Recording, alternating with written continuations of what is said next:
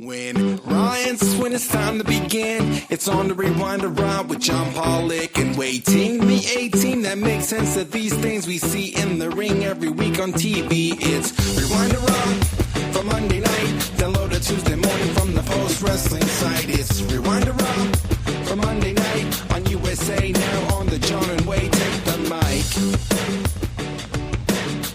mic. Here we are. It is Rewind-A time with Wai Ting and John Pollock, where we have just discussed lots of news, mainly focusing on me informing Wai of what's happening in the world of MMA, and Wai's response is basically, what a stupid sport. I had a lot of questions about a lot of things about how modern MMA works, in particular with John Jones' contract. So that was a very enlightening discussion. Thank you, John. We did talk about that. We talked about the UFC card at the White House. We talked about Francis Ngannou being on the undercard of this Ronda Rousey fight on Netflix, and John Jones' reaction to not being on the White House card, of course. Yes. I had thrown the idea out of trying to get you to do the post show that night after the Netflix card, and then I looked it up. Wai is on vacation. I'm sorry. Over that time. So unfortunately, I will rebook my vacation just to, sorry, family. Got to watch.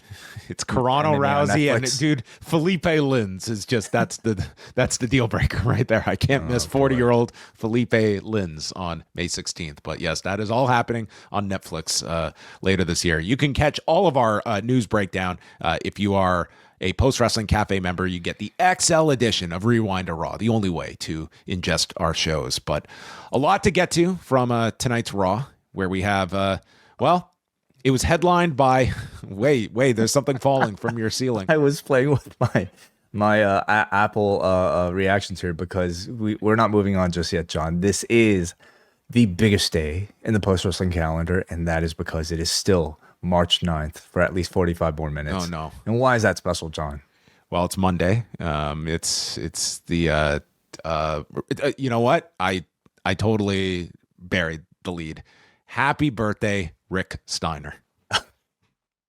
Happy birthday, Rick Steiner, and also happy birthday, John Pollock. All right. If I can send these fireworks and lasers out to you, I certainly would. All right. How about some balloons here? Oh my goodness, yours is wild. About as much as I can do for you on This is wonderful. Wai's having a rave over at his place, but it seems like quite the party. Am I coming over after?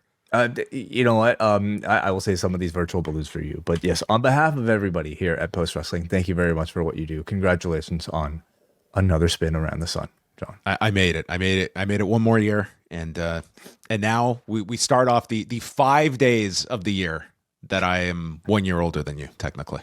Yeah.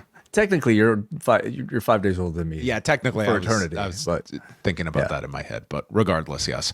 The birthday week here at Post Wrestling. So yes, Monday, and then I guess, and then we're gonna have a party Sunday night. We're gonna watch Revolution.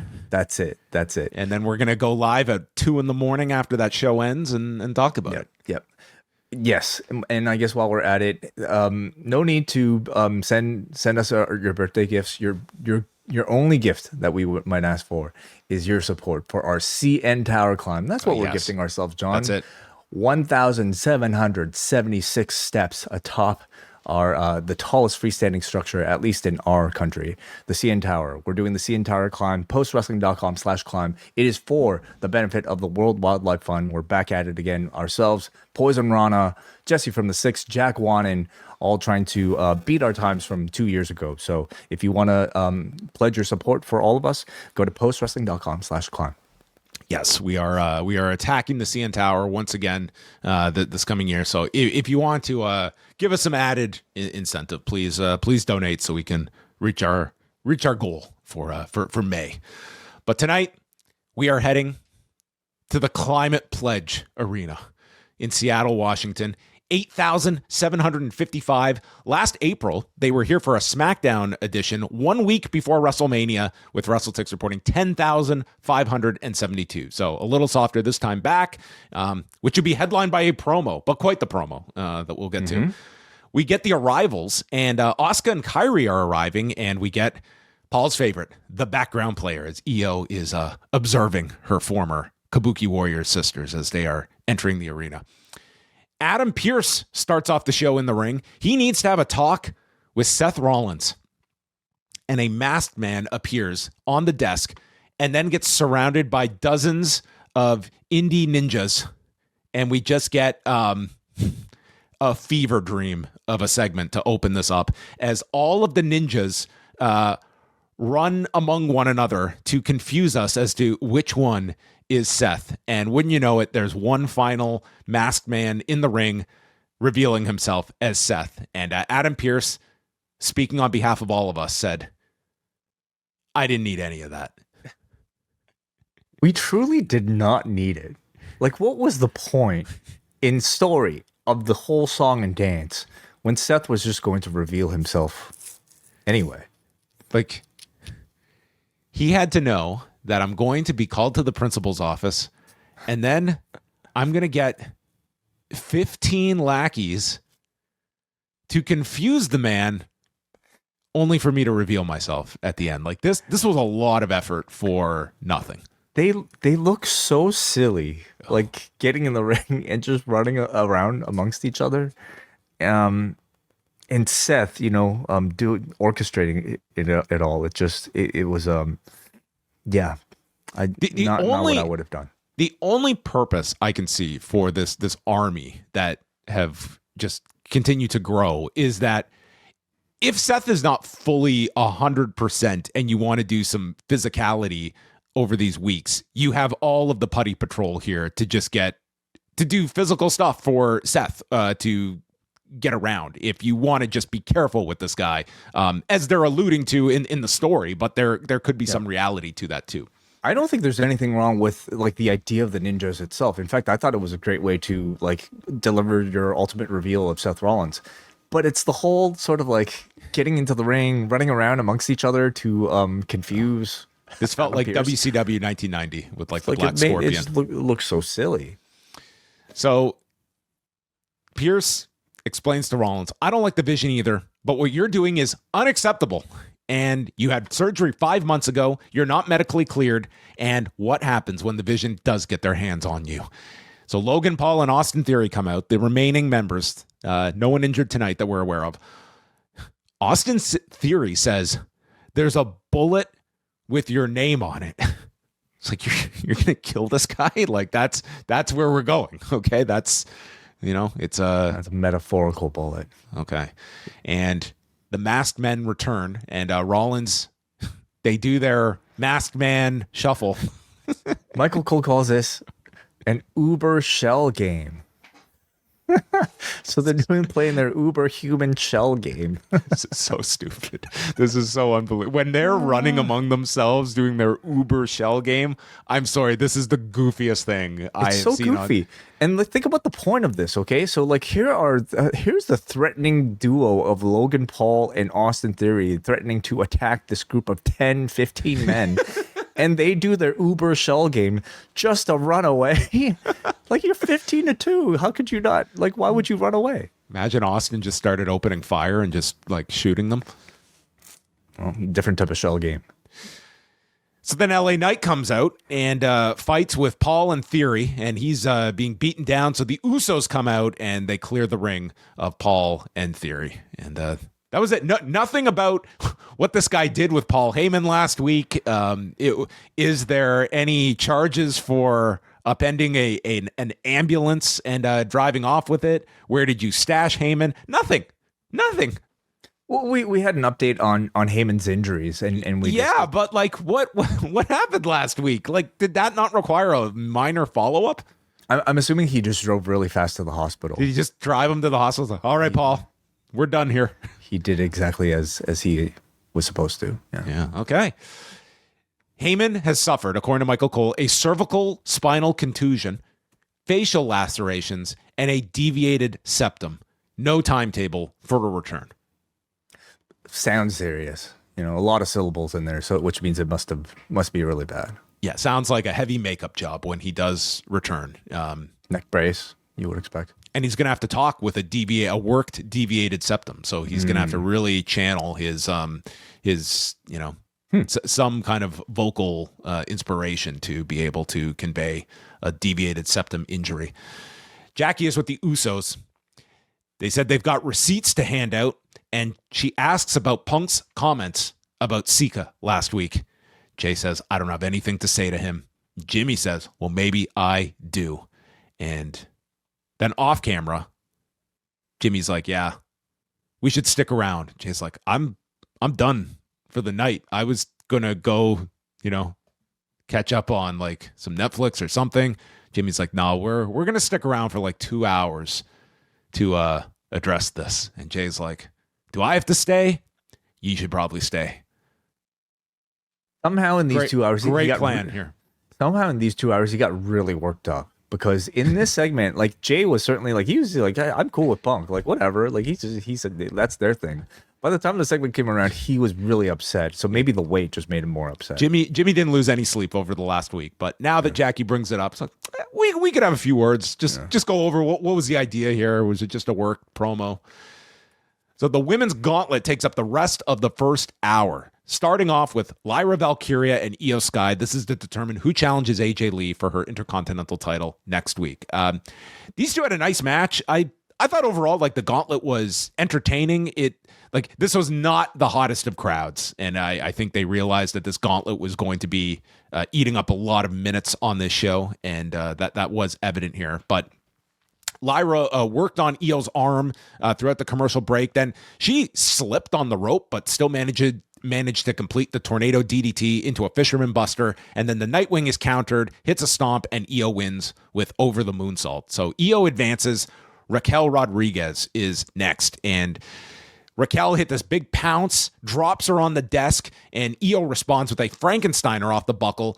Goes for the over the moonsault when Liv Morgan shows up, distracting Io, and Raquel knocks her down. Stephanie Vaquer runs down, attacking Liv to the back, and Io comes off the top and turns it into a small package, pinning Raquel, which the announcer says was a result of Liv's distraction. So this distraction affected Raquel, but not Io. So again, they are slowly putting the Raquel Liv dissension that I think would be a great follow-up after Mania type of program. So Raquel then attacks Io, boots her to the floor, Tejana bomb onto the edge, and leaves her laying for Ivy Nile to run out and pin Io Sky. And that was it for Io. No hair clip from Io that read Rhea. I was looking out for it. Well, she was wrestling. Maybe she, it would have gotten lost. Yeah. Okay. Yeah. Yeah. But like from all of this, I wonder if they do Raquel versus Io, because even though it was Ivy getting the pin, I mean, you really do attribute it to Raquel. Ivy didn't even do any sort of like offensive maneuver. So I wonder if they'll build to Raquel Io somewhere. I think they'll do the match. I don't know if this has the legs towards being a Mania match, but certainly you would think you get a match out of this on Raw at least. Ivy Nile faces Bayley, and this is probably the longest we have seen Ivy Nile have a match on Raw. Bayley did a spider suplex off the middle turnbuckle. Rose Plant is stopped, and then Nile did a delayed vertical that the crowd got into here.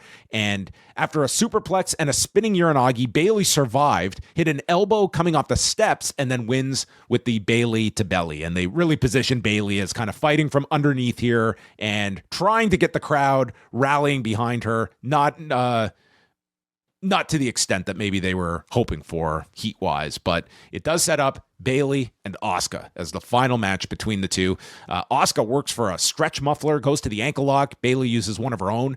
And then the way this was shot is that Asuka goes for her knee strike, and both Graves and Cole yell at the same time, "Big knee!" And it was from an angle where this was like the most obvious, like thigh slapping knee that made no contact. And Cole and Graves just went nuts. Like this had just been, a gunshot wound. Bayley to belly is hit. Asuka kicks out of that. And then she is sent into the buckle. Kairi goes to attack on the floor when Lyra runs down, taking out Kairi. And Bayley comes off the buckle. She's caught in the Asuka lock, rolls out and turns into the Rose Plant, pinning Asuka, and Bayley will challenge AJ Lee next week. This went like 37 minutes or so, all told. Mm-hmm.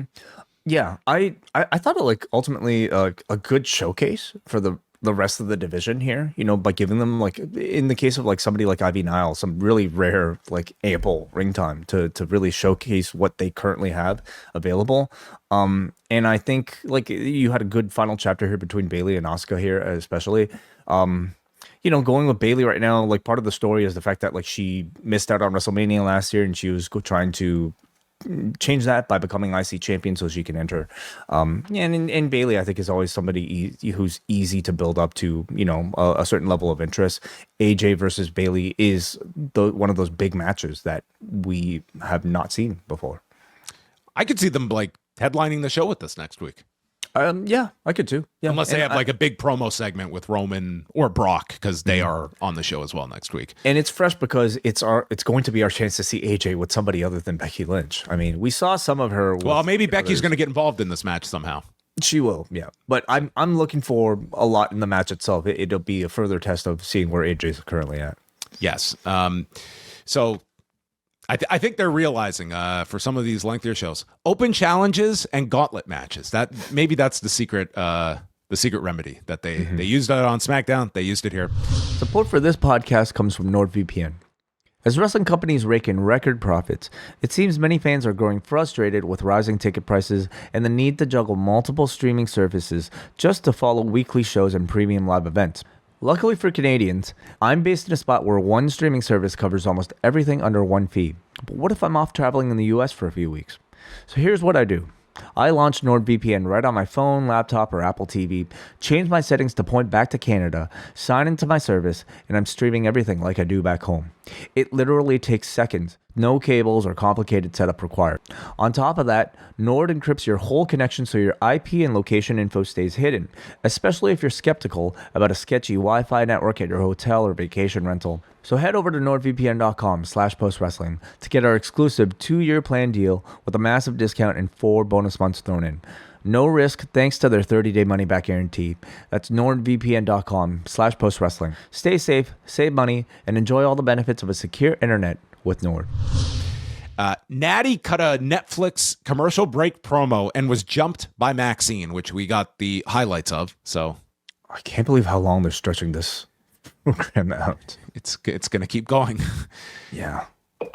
Gable, under the mask, is confronted by Danhausen, and Danhausen is playing around with his mask. He gets warned by Gable, tells him to go. He does his poor Spanish, his AI Spanish, and it results in Danhausen putting a curse on him. Now, I think there's one direction for Danhausen, and it is on SmackDown with The Miz. I think that is the pairing.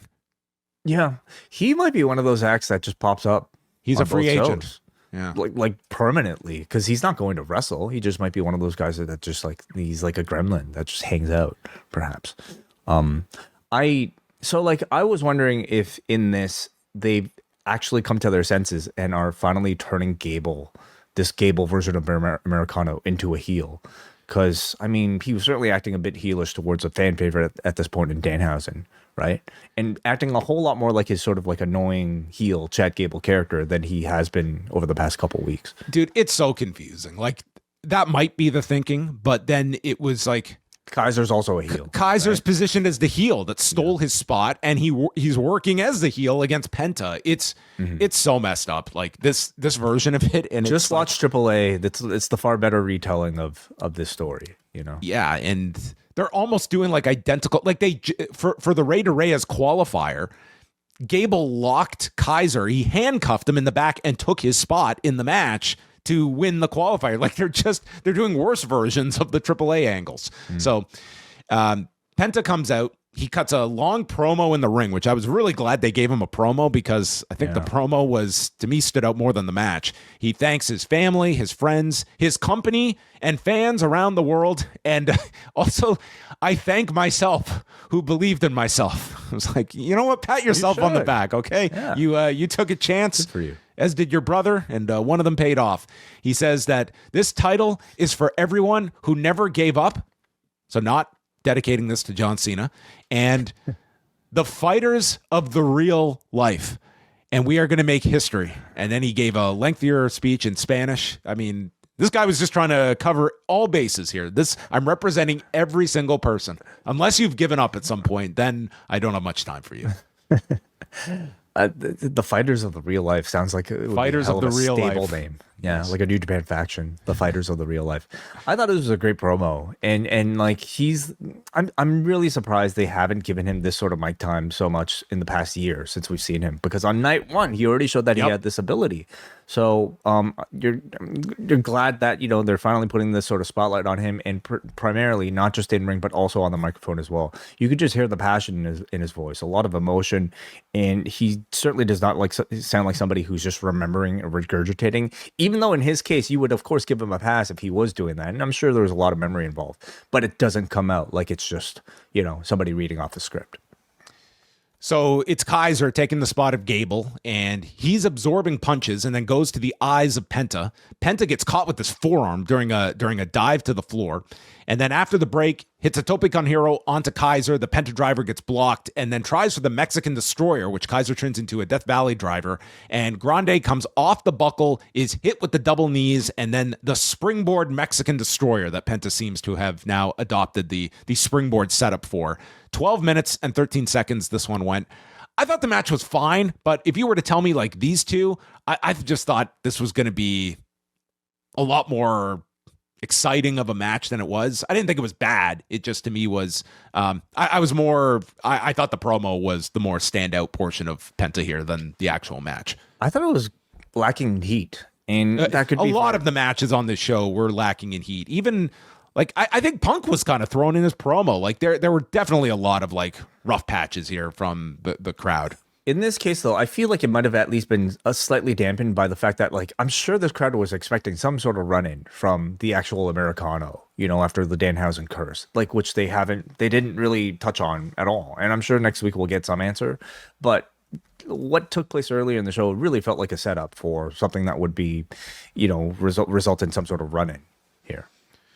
Given that Seattle being the origin, do you think that Seattle might have a favorability towards the Americano as popularized at Starbucks? Oh, is that where Americanos came from? Well, that's where Starbucks came from. Right. Okay. I'm giving them credit for, I don't know. I'm trying. So which one would they be favoring? Well, El Grande Americano, I'm thinking they would be.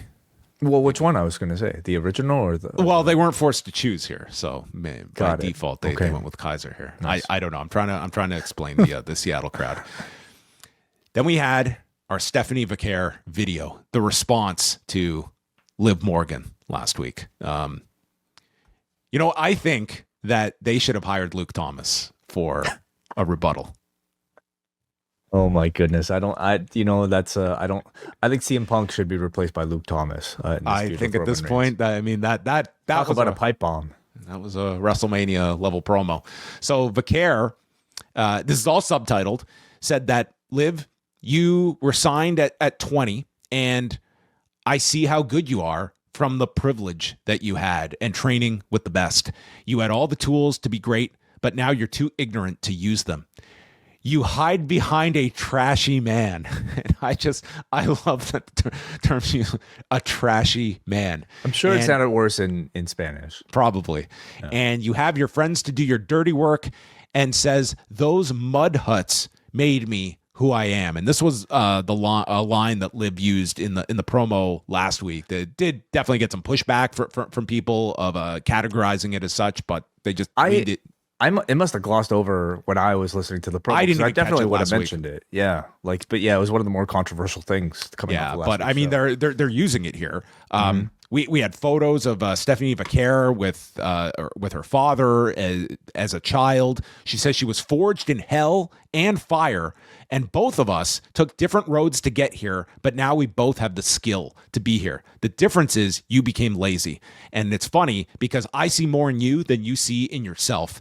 Liv, you're a worthy opponent, but you think you are just a cheap blonde, and tells her, bring all your tools to WrestleMania because I'm going to continue to make history. I thought this was great. I thought this was really, really strong stuff. And I thought this was like your classic promo where it's like, instead of just, running down your opponent, it's like, no, you're a great opposition for me. I don't agree with the way you have gotten here, but we're going to find out at WrestleMania. Like they're building this up, and I think like this is one of the Mania programs that maybe at the beginning you wouldn't have been as like as a lock, but thus far 6 weeks out, like I think they've done a fairly good job with these two so far. Like of the programs that we currently have, okay, Punk and Reigns certainly at the top. Cody and Orton like just getting started, so we don't exactly know the level of depth. Same with Rhea and Jade, we don't really know, but like. I don't think this one's had the longest time, I guess. And Liv and they're certainly not getting lost in terms of like story, in terms of like, you know, real feeling of hatred between the two. Mm-hmm. You really buy it, especially from Stephanie Becker in these sort of promos. Again, like similar to I think what when we're talking about with Penta, like, sure, okay, if there's some difficulty with the language, it doesn't matter.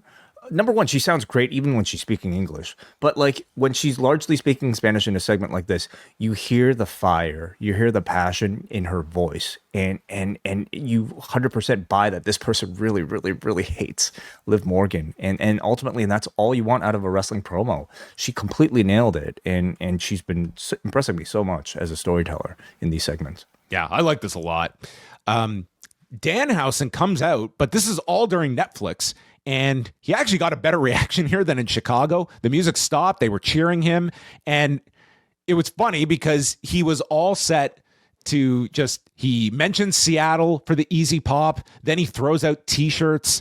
And then he just says, he just leads the crowd to chant the curse. And I mean, this was really a nothing segment. I thought that this was going to be setting up something with Dominic, who was about to come out to the ring, but this was strictly for the crowd and those watching during the commercial. He's essentially the person who, like, you know, throws out, like, does the T-shirt gun. Like, he's there to just, like, sell merch, rather than build any sort of significant story. So, yeah, there really was no follow-up with Dominic whatsoever on the show. They don't seem to be pushing that narrative at all. But I also maybe see this as kind of Danhausen's role, is to like show up during the Netflix commercial breaks to sell his merch, which apparently is already selling incredibly well. So that's great. I mean, it's a great role if you can land it. Sounds like he was a great hire. I mean, if only for that metric alone, right? So Dom. After the Vicaire video, we had the Judgment Day react. JD has gone to look for Finn, and Raquel and Liv come out with Dom to the ring. So Dom wants a rematch with Penta, and he's blaming Finn Balor for last week. Says, I'm sorry, we've got to air our dirty laundry here in public. And before he can go on, Balor comes out with JD, and Dom is pissed. He hopes, Finn, have you gotten me my rematch? Balor apologizes for last week. I tried to help you and teach you a lesson because we're family. And you wanted to be the greatest Mysterio of all time, and sometimes you need to fight your own battles. I've tried to guide you for 2 years, but maybe your father was right. You're just a spoiled little prick. And Dominic attacks Balor, and with that, Balor turns around and he hits the kick, taking out Dominic and lays him out. And with that, JD steps in and he fires at Dom with a sling blade. JD then stops Balor with a clothesline, and this crowd, they booed heavily here as everyone, including Liv and Raquel, started beating on Balor. It was a 4-on-1 attack, and then Dominic gets a chair and a hammer and nails Balor with the hammer in the face, loads up his shoe with the hammer, and hits a 619 with the hammer, and then uses the chair, including a frog splash, onto the chair on Balor. Really big beatdown here of Finn. And, if Liv wasn't, maybe Liv is occupied, but the rest, 3-on-1 handicap match at WrestleMania. Maybe that's the option we go through. But this was certainly more than I was I was not expecting them to do this type of angle so early with so much time. But they pretty much have set up Dominic and Balor for WrestleMania here.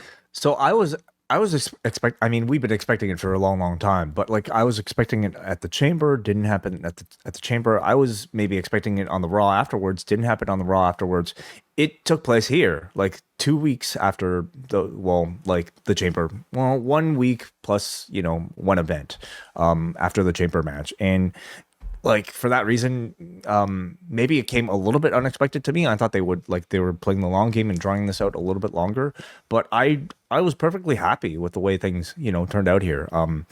I love the fact that like Finn was, at least like to me, it looked like he was the first to like actually attack, and therefore it made it look like it was his decision to exit the group rather than have the decision made for him, like we often see with these sort of like oustings. But I'm sure there's a lot they could play with, en route to WrestleMania. This is now a very hateable group, except Dom. Like Dom is getting to be somewhat likable, but he's certainly in a position where like, well, he along with Liv, feel like they could be the leaders of this group. And I wonder if they add anybody else out to round it out.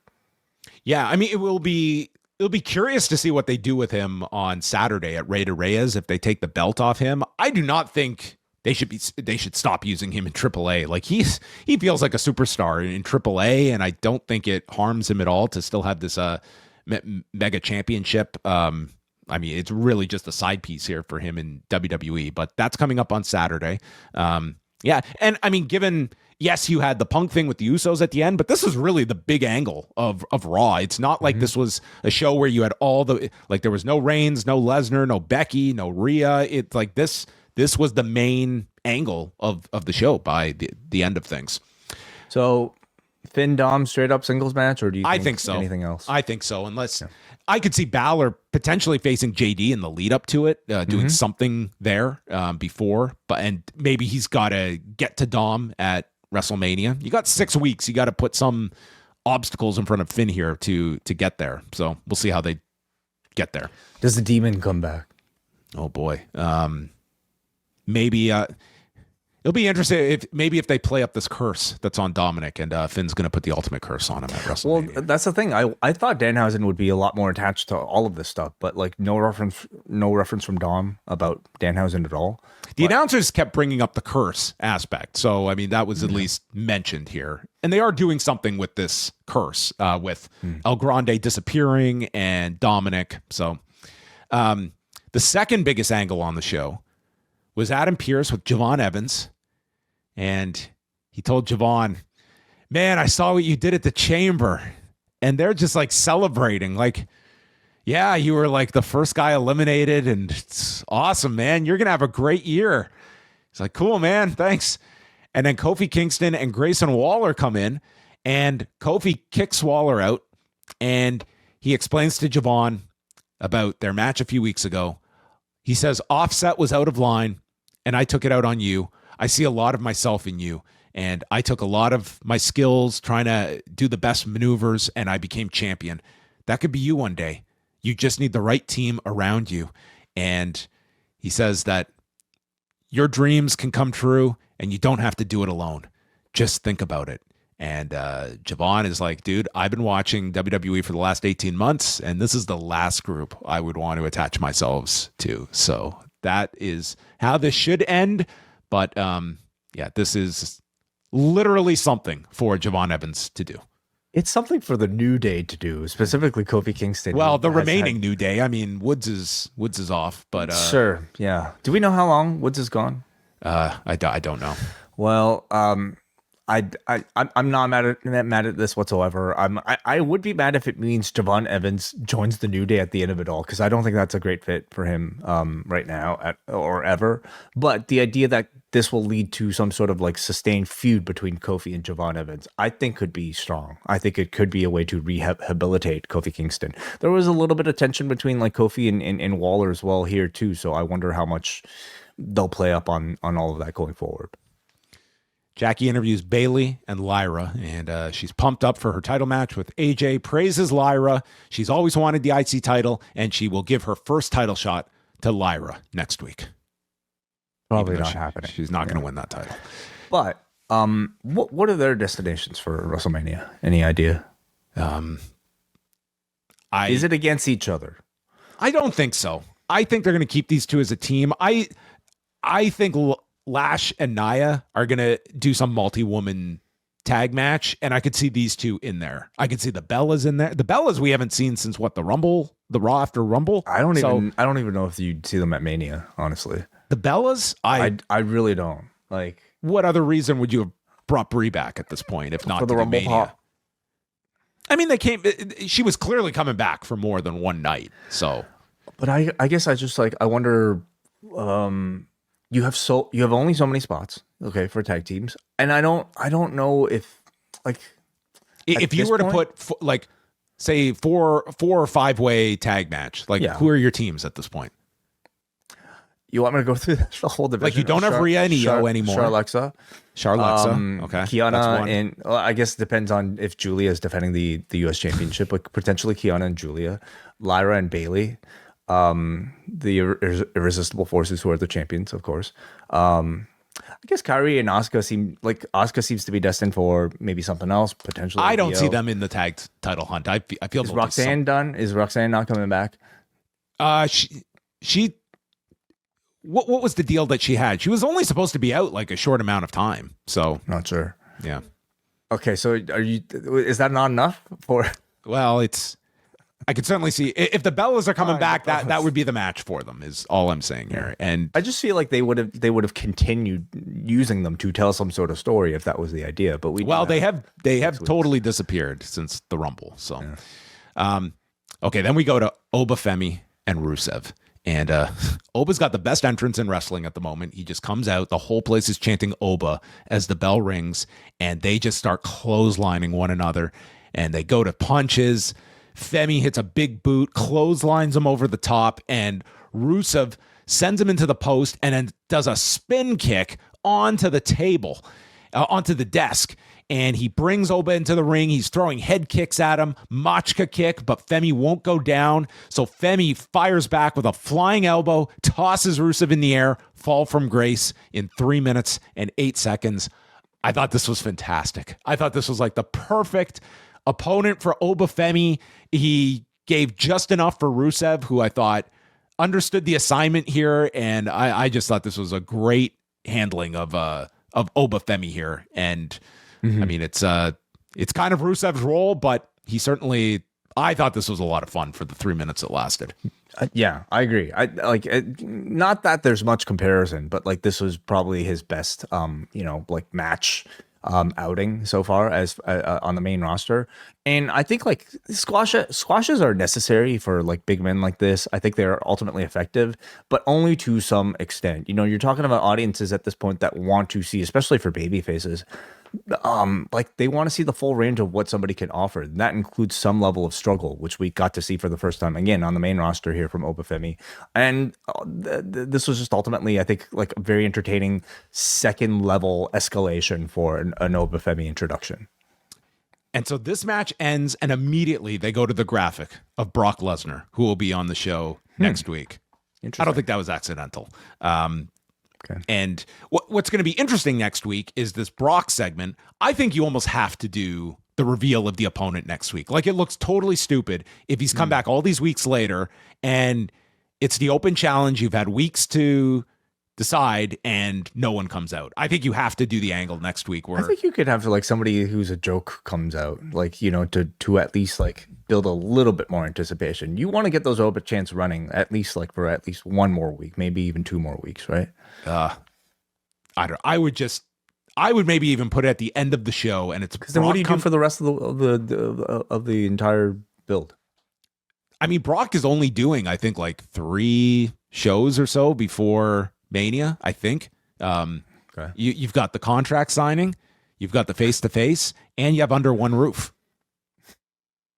I think they could drag it out at least for 1 more appearance. Well, maybe. Yeah. And they also don't have Heyman as well. But right. I think whether you do it next week or his next appearance, I think it should just be like the end of the show. Everyone's chanting Oba. He comes out, and it's just a wall of people trying to keep these two apart, and it's just a chaotic scene, and you know what the direction is. I think that is a match that people will respond to as like, this is a big deal. If they do it right. So Brock's on the show next week. AJ and Bailey, original El Grande versus El Grande Americano. Is this the end? Is this the blow off next week? Probably, maybe for the main roster, I hope. And then they could just stay in AAA for the rest of all this. That's right. And Roman Reigns is also on the show next week to we'll see which family member he goes after on Phil's side. So the final segment is CM Punk coming out, and he comes out. I think this guy seriously thought he was going to get boos. Oh, for sure. Yeah. I felt it almost felt like the first half of this promo was him like adjusting. And it's like, yeah, the line was like designed to have kind of a heel reaction, but there was not a second that I thought that this man was going to get booed by this crowd. But it really felt like this was structured like he was expecting, at worst, a mixed reaction. So he's like, all right, well, you guys seem to still like me. Some people were upset over what I said last week and for being disrespectful. Well, Roman Reigns has never respected me. And there was a brief OTC chant, and then it dies out. And I don't know if Punk was hoping it was going to come back or what, but there was like just this long, just nothing happening here. I didn't know what was going on here. So I was thinking, okay, is he doing this pause for dramatic effect? Or I think he was waiting for either the chant to come back or some reaction that was not coming. Or was he searching for his lines in his head? That has happened with Punk. Like there have been could it just be that like maybe he's hearing something that the mics just aren't picking up well enough for us? Like this might be one of those shows where like we'll get feedback from somebody who will say like, it sounded amazing in my section. What are you guys talking about? I don't care. It's I'm watching on this, and this dude, the first half of this was just like I thought it was awkward. It was terrible. It was like it was just I didn't know where this was going. It just felt like he was off. So then he explains that this championship was created because Roman shunned his title responsibilities. I defend this title because I'm proud. You deserve a fighting champion. I level people up physically and verbally. You've got to cut promos with me. And then last week, I lowered myself to Roman's level. But before he can explain how, the Usos come down. They have waited 2 hours for this moment. They're not wasting any more time. Jay is starving. He wants to get this on the road, even if we come up short on our Netflix time with Joseph Park with his stopwatch. So they want an apology. Punk asks, why is Roman still sending his cousins to do his heavy lifting? And dude, Jay is like... You ever see the Scared Straight skits on SNL when like, Kenan Thompson would like react and he just like, oh, and the other guy would be like the straight guy, and like Jay had to react like he was just so angry at everything Punk would say, and Jimmy, it's just like right off his shoulder, man. He's just like, okay, let's just chat this out. So Jimmy says, this has to do with respect. I respect you, Phil. You're the voice of the voiceless. And you can speak trash about Roman, but you disrespected our late uncle who has no voice. And Punk thinks for a long time, and he says, you're right. And he says, I'm not very spiritual, but do you think Sika can hear us? And they're both like, yeah. I'm like, where in God's name is this going? And he explains how much he respects Sika, and that while he didn't know Sika as well, he very much knew Afa, who he would drive to Allentown to work on his shows, learning from his family and having that knowledge handed down from him. He respects everyone in their family except for that one son of a bitch. That lying, conniving, gaslighting, narcissistic, plastic politician. And Jay steps in and says, you haven't said you're sorry yet. And then this crowd, who have been on their hands for most of the show, start chanting, say you're sorry. It's like, for fuck's sake. Like, some of these wrestling crowds, I swear to God, like, there are times, believe me, I very much will defend. Fans can chant whatever they want at people, but they're like trying to do this promo, and you just can't help yourselves with the lamest chants that you come up with. That's what this was. Say you're sorry. I don't get so mad. Like, listen, these crowds are going to it's so annoying chant whatever they feel coming out of a segment. I don't think it's in their interest to ensure like they provide the best soundtrack for what the producers or the performers want. It's fine. I'm not locking them in prison. They're allowed to chant whatever they want, but I can also insult them for their chant choices here. These are chants you would have muted. from a wrestling. Oh, if I was on the production team, yeah, these would have been out of there. So Punk finally says, "I'm sorry," and Jimmy's just like, "It's that easy, man. It was okay," but he's not done. "I'm sorry that Roman treated you guys like garbage, along with all the members of the bloodline." Jay, he was amazing here, by the way. So great. He says he never apologized for the way he treated his family. He disrespected Dusty, calling him irrelevant. It's like, Dusty is like your father now, I believe. So he's just... Well, come on. He qualified this by saying he was his mentor, and he's also the father of his good friend, Cody Rhodes. All right? Hey, Phil, baby. No, we're not getting any Dusty tonight. He says... Roman never had to apologize for that one. So we don't get enough.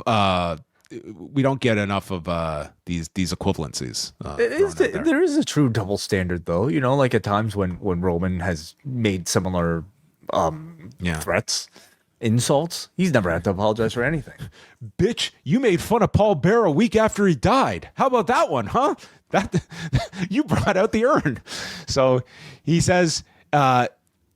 Roman never had to apologize for calling Dusty irrelevant, says Roman has tricked the Usos and the Samoan family. He doesn't care about any of you guys, and if he did care, he'd be in the middle of this ring and not sending out his young boys. And Punk just shoves the mic right into Jay's chest. And then Jay, who's just had to sit through all of this, has heard his uncle be degraded here by this man and then sit here for 10 minutes. The guy's starving. He waited 2 hours for this, shoves Punk down, and Punk's got this look on his face like, that was a little uncalled for. He didn't seem too happy about this. I mean, like, in the moment, I think he was plenty fine with it by the end. Well, that's how the show ended here. Oh, you got Jimmy punching him, decking him. That's how was it. Jimmy or Jay shoved him? Jay shoved him. Oh, Punk, and then Jimmy punched him. Okay. Jay shoved him. Punk went back to retaliate, and before he could do that, Jimmy decked him. Okay, sorry. And the show ends with Punk actually smiling, looking at the camera. So again, just to kind of give you the impression that somehow this was all according to his plan. Like he continues to play the mind games, and he continues to puppet all of this to his advantage somehow. So I thought this was a terrific segment. Really, really excellent. I think by the end of it was. There were two segments here to me. The first half and then the Usos part. The Usos... Something was up before the Usos came out. But like once the Usos came here, I thought this was, I think, the best thing that we've had in this entire build so far. That includes, I would say, two very good, Punk and Roman segments. But once you get like the Usos in this, I think there's a level of emotion that you can get out of the Usos that you simply can't get out of Roman Reigns. And that's because the Usos, especially Jay in this case, are free to just like be emotional. And this was the type of segment that brought me back to some of the great Bloodline segments, including like, the Sami Zayn turn at Royal Rumble, where you got like a very similarly emotionally charged Usos reacting in the background to everything that was going on there. Except in this case, you had, Jey Uso, who at this point has had so much more development and a friendship with Punk that we've seen on screen, act this way, which I think adds just a whole lot more, depth to this interaction. This was one of those arguments where you can, I think, like understand why everybody's upset.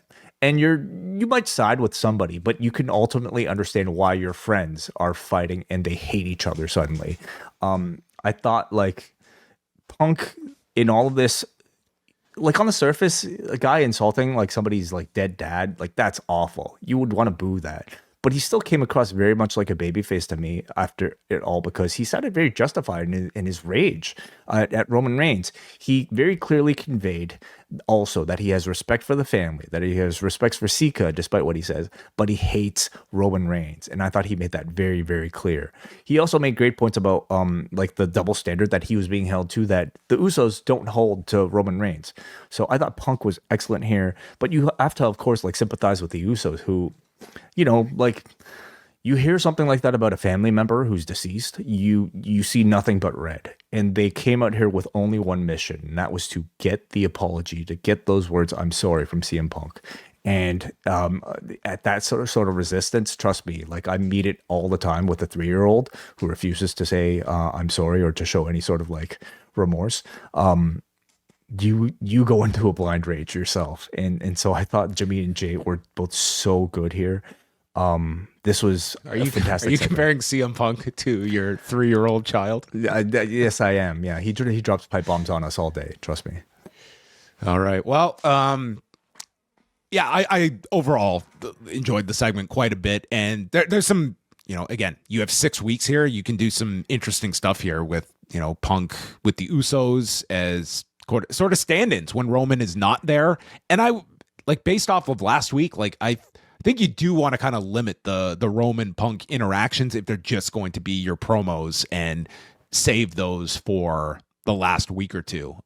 You don't have to have these guys doing their 10-15 minutes together, and this can break things up a little, and you could do singles matches, you could do some tags with Punk finding somebody as well. Like there's ways to at least divert from just straight Reigns and Punk for all these appearances. Yeah, but they have to do it in a way that still manages to protect the Usos as your tag team champions and doesn't just treat them as like, supporting acts for Punk to beat, for instance, right? So I'm looking for this as a way to maybe for the Usos to branch off into a like their title match so that their program feels substantial and somewhat attached to all of this. So we'll see how they weave all that. Yeah, because they're still doing the dual, like they came out to attack the Vision, so you still have the Usos with LA Knight attached to the Vision. So they're kind of, doing both at the same time. I thought tonight it was a more, I thought like the angles kind of, or video packages stood out more. Like certainly you had the Punk Usos segment, the turn on Finn Balor, the Stephanie Becerra video, and I really enjoyed just the presentation of Oba Femi with Rusev. That worked really well as well. Not like a blow away great Raw, but there were some very good parts to it. Yeah, well, not a Raw that I think you'll remember for the in-ring, but like substantial in terms of storyline, especially leading up to WrestleMania with some big programs. And no Gunther tonight either, by the way. So a bunch of stars that were absent tonight. So there you go. Those were, that was Raw from Seattle, Washington. And before we sign off here on the YouTube channel, coming up this week, we are going to be getting together for one of our applauded editions of Talk. A birthday edition of Talk. Wai's final talk before he turns 40 something. Oh boy. 42. We could be honest. We're the same age as WrestleMania. So a big one here. I look forward. I'm assuming your place again, Sean. If possible. Okay. Yes, we'll do. Of course, it's possible. It's nice weather out. I mean, I if you want me to come to your place, I can do that too. I guess we could do something outside. Potentially. They are also calling for snow later this week too. So let's not take today for granted. Today was maybe the nicest day of the whole year. Yeah, it really was.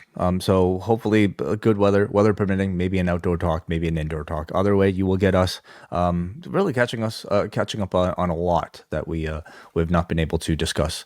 So that's this Thursday.